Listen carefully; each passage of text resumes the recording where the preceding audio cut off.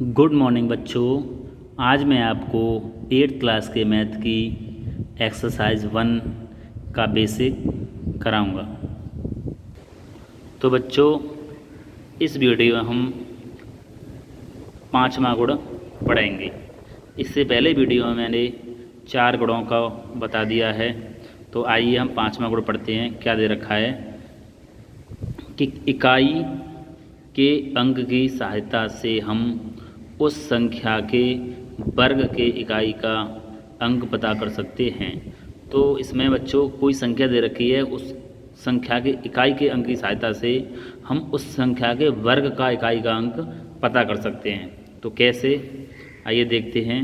सबसे पहला पॉइंट दे रखा है, यदि संख्या का इकाई का अंक 1 या 9 है तो इसके वर्ग के इकाई का अंक कितना 1 होगा।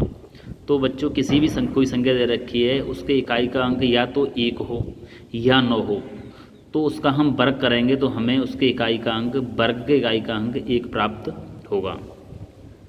बिना वर्ग किए हम ये पता कर सकते हैं। दूसरा गुण बच्चों दे रखा है कि यदि संख्या का इकाई का अंक 2 या 8 हो तो उसके वर्ग के इकाई का अंक कितना होगा, हमें 4 प्राप्त होगा। कब? जब संख्या के इकाई का अंक 2 हो और 8 हो, तो उसका वर्ग करने पर जो वर्ग का इकाई का अंक आएगा वो कितना आएगा, 4 प्राप्त होगा। तीसरा गुण बच्चों कह रहा है कि यदि संख्या का इकाई का अंक 3 या 7 है तो उसके वर्ग का इकाई का अंक कितना प्राप्त होगा, हमें 9 प्राप्त होगा। कब? जब इकाई संख्या के इकाई का अंक 3 हो तथा 7 हो, तो उसका जो हम वर्ग करेंगे और वर्ग करने के बाद जो हमें संख्या प्राप्त होगी उसके इकाई का अंक 9 प्राप्त होगा। चौथा गुण बच्चों ये कह रहा है कि यदि संख्या का इकाई का अंक 4 या 6 है तो उसके वर्ग के इकाई का अंक कितना प्राप्त होगा, 6 प्राप्त होगा।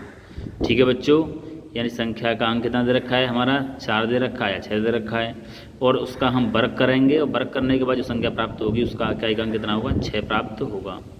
इसी तरीके से 5वां सवाल दे रखा है, यदि संख्या का इकाई का अंक 0 या 5 है तो उसके वर्ग के इकाई का अंक कितना होगा, 0 और 5 ही प्राप्त होगा।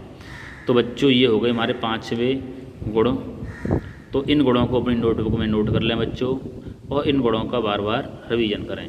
ओके बच्चों, धन्यवाद।